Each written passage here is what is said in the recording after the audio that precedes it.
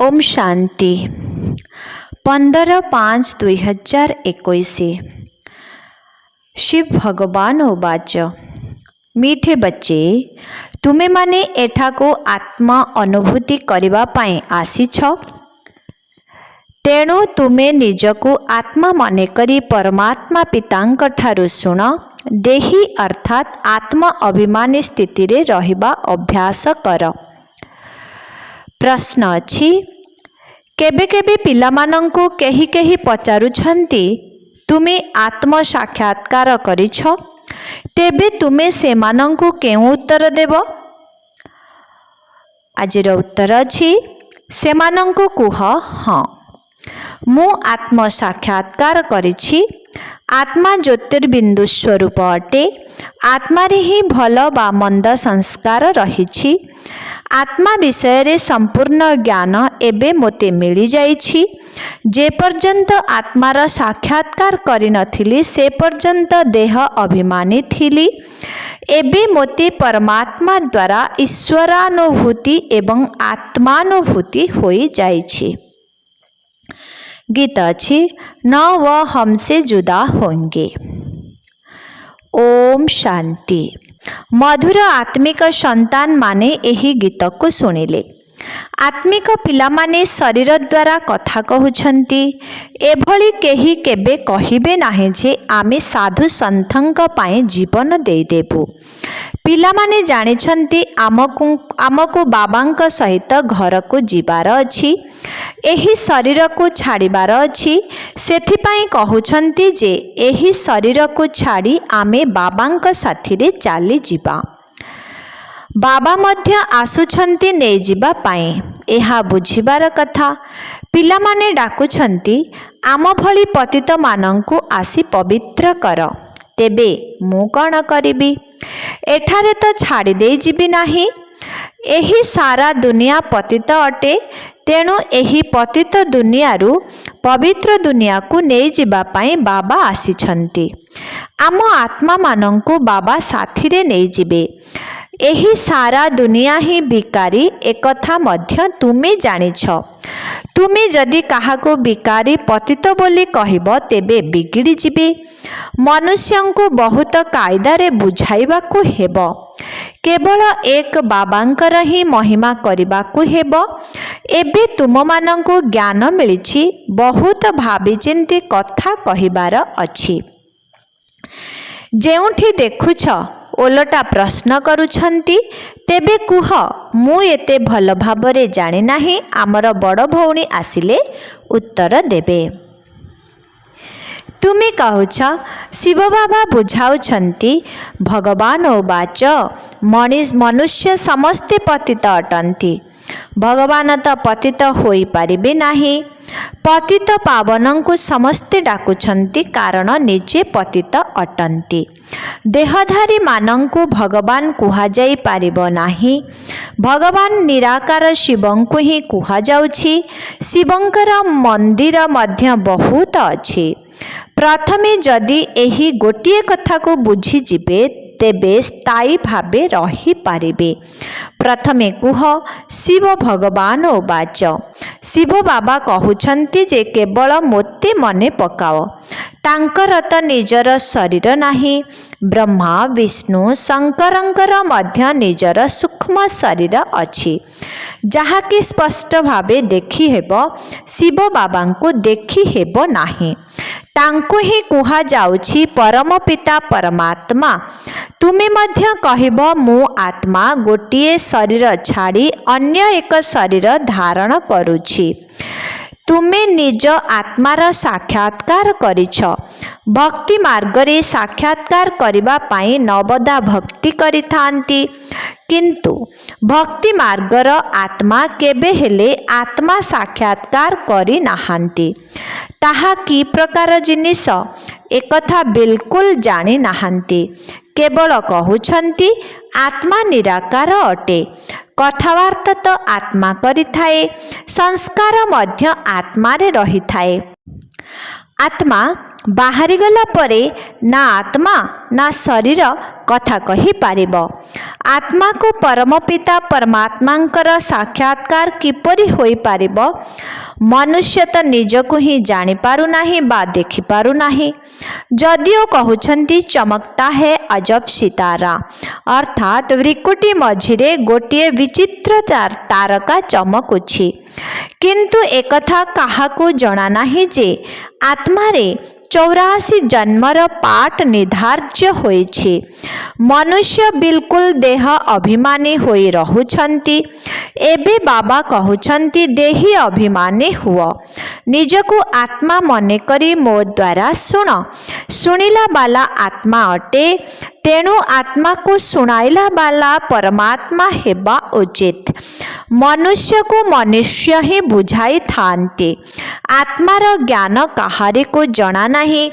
एथिपाई कुहा जाए प्रथमे आत्मा को जान, आत्मा अनुभूति कर। आत्मा निजे ही कहूछि मु आत्मा अनुभूति किपरि करिबी? एकथा कण काहाकू जना अछि जे आम आत्मारे किपरि सारा अभिनय भरा होई रहिछि? साधु सन्यासी माने आदि केही भी सुनाई पारिबे नाही। बाबांको ही आसी आत्मानुभूति कराइबाको पड़ुछि। बाबा कहउछंती निजको आत्मा मने करी मोठारु सुन। आत्मा एवं परमात्मा जेतेबेले मिसिबे तेबे जाई एही भली कथावार्ता हेबे। दुनिया को एहा जना नाही जे परम पिता परमात्मा केबे आसीबे, किपरि आसी बुझाइबे। न जानिबा कारणरू मतभेद भितरे नेउछि। सेमानंकर आधार सबु शास्त्र ज्ञान उपरे रहिछि। बाबा कहउछंती से सबु माध्यमरे ना तुमे मते अनुभव करि पारिबो ना निजको अनुभव करि पारिबो। मनुष्य तो कहि देउछंती आत्मा ही परमात्मा। एभली कहिबा द्वारा कौन हेउछि? आत्मा को तेबे पतितरु पावन किए करिब? त्रिकालदर्शी किए करिब? आउ केही भी आत्मा एवं परमात्मांकर ज्ञान तो देई पारिबे नाही। सेथिपाई तुमे कहूछ जेउ आत्मा माने निजर पितांको जानी नाहंती सेमाने नास्तिक अटंती। सेमाने पुणी कहउछंती जेउ माने भक्ति करू नाहंती सेमाने नास्तिक। तुमे माने भक्ति तो करू नाह। तुम पाखरे तो बहुत भल चित्र रहिछि। चित्र संबंधरे ही बुझा जाउछि। केही जदि विश्वर मानचित्र देखि ही नथिब तेबे तांकु कौन जनाथिब लंडन केउंठी अमेरिका केउंठी? जे पर्यंत शिक्षक बसी तांको मानचित्र द्वारा न बुझाई छंती सेथिपाई तुमे माने एही चित्र सबु तियारी करिछ, किंतु विस्तार रे केही मध्य बुझाई पारिबे नाही। सूर्यवंशी माने एही राजधानी केउठारु प्राप्त कले? पुणी चंद्रवंशी माने किपरि पाइले? कौन से माने सूर्यवंशींक सहित लड़ेई कले? तुमी बुझाउछ समस्तंको एक बाबांक ठारो ही संपत्ति मिलुछि। सूर्यवंशी चंद्रवंशी तो विश्वर मालिक अटंती। अन्य कौनसी धर्म ही सेतेबेले न थाए। तेणु लड़ई करिवार प्रश्न ही उठु नाही। एबे तुमे जानुछ जे आमे विश्वर मालिक हेउछु। एमिति नुहे कि सूर्यवंशींक ठारू चंद्रवंशी राज्य जीति नेले बा युद्ध होइथिला ना, सेमानंकर अलगा अलगा कुटुंब अटे। एबे तुम बुद्धि रे एही चित्र गुड़िकर समस्त ज्ञान भरी रहिछि। स्कूल रे मध्य जेतेबेले छात्र छात्री माने पाठ पढ़ु थांती सेतेबेले तांको बुद्धि रे सारा ज्ञान आसी जाई थाए। छोट पिलांकु छवि माध्यम रे देखा जाई थाए, ये हाथी ये अमुक। एबे तुमे एही ड्रामा को जानी गलणी। एही चक्रर ज्ञान तुम बुद्धि रे अछि। एही सबु कथा संपूर्ण नुआ अटे एवं एही कथा को ब्राह्मण कुलर आत्मा माने ही बुझिबे। अन्य माने तो केवल व्यर्थरे तर्क आदि करिबे। एमिति भी नुहे समस्तंकु एकाठी बुझाई पारिबो ना अलगा अलगा बुझाइबाकु हेबो। नियम मध्य रहिछि प्रथमे आत्मा परमात्मा संबंधरे बुझिला परे जदि क्लास रे बसिबे तेबे बुझी पारिबे नचेत किछि बुझी पारिबे नाही। संदेह करि चालिबे तुमको बुझाइबाकु हेब जे भगवान तो जणे ही अटंती सिए ही सर्वोच्च अटंती। देवता मानंको मध्य भगवान कुहा जाई पारिबो नाही। आत्मार ज्ञान मध्य एबे तुमको मिलिछि। कर्मर फल आत्मा ही भोग करुछि। संस्कार आत्मारे ही रही थाए। आत्मा शुणी थाए एही कर्मेंद्रिय मानंक द्वारा। भगवान पिता जणे ही अटंती संपत्ति मध्य तांक ठारो ही मिली थाए। बाबा बुझाइछंती तुमे निजको आत्मा निश्चय कर एवं बाबांक सहित बुद्धिजोग लगाओ। तुमे जन्म जन्मांतर भक्ति करी आसीछ। जिए हनुमानर पूजारी होइथिबे सिए हनुमानंको ही स्मरण करिबे बा कृष्णंकर पूजारी होइथिले कृष्णंको ही स्मरण करिबे। एबे तुमको बुझाई दिया जाउछि जे तुमे आत्मा अट।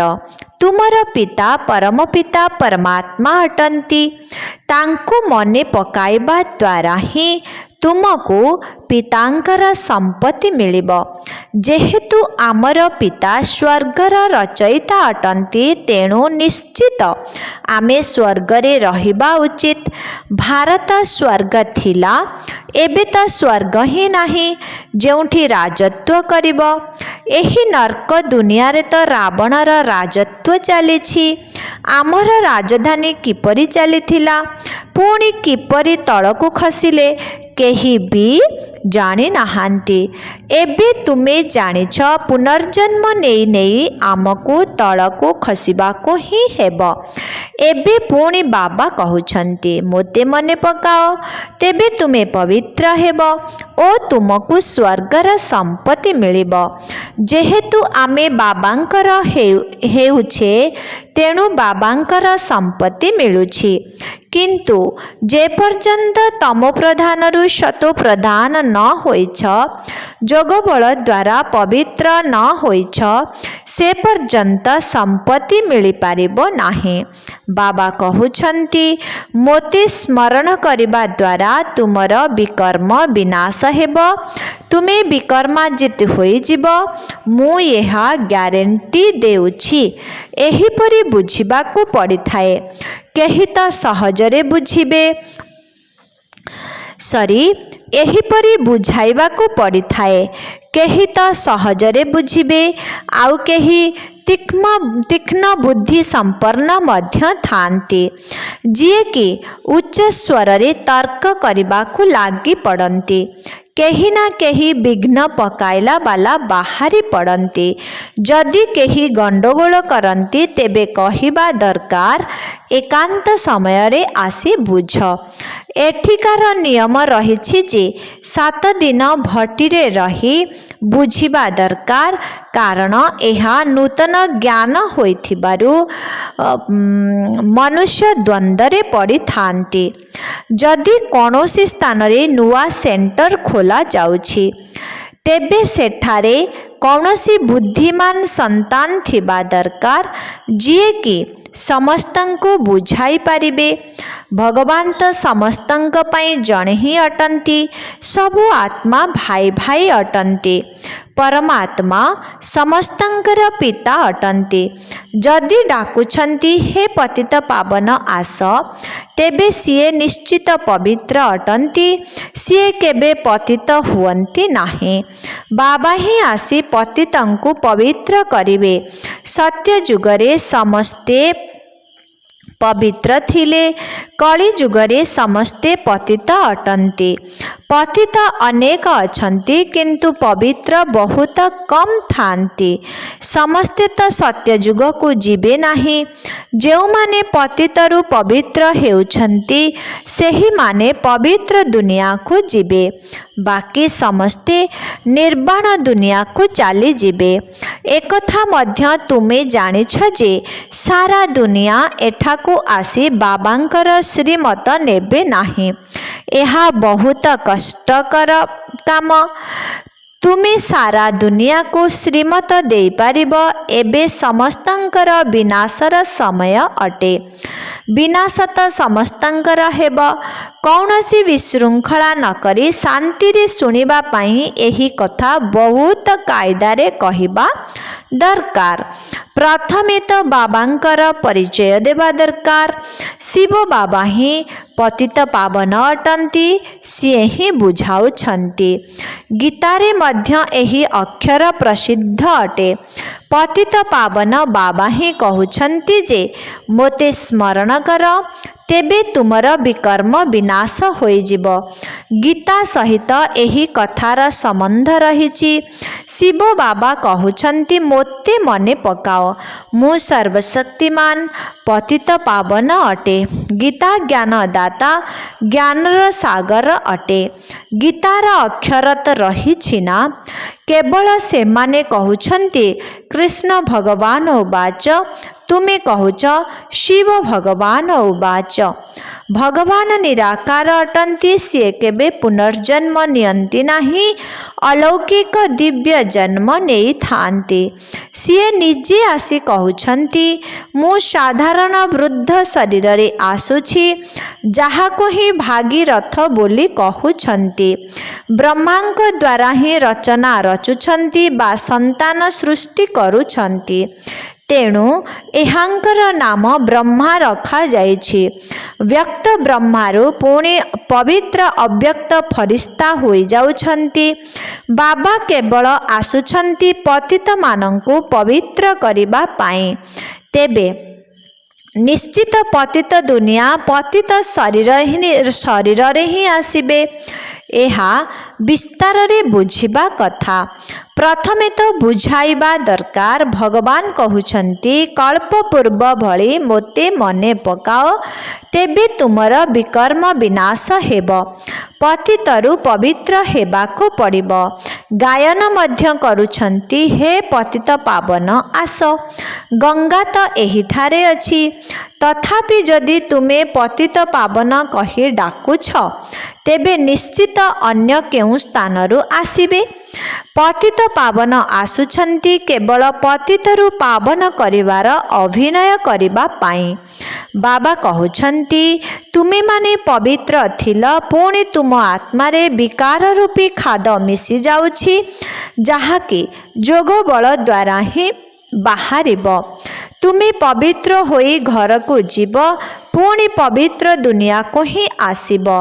तेणु एबे जहा बुझाउछि ताकू भल भावरे धारण करबाकू हेब।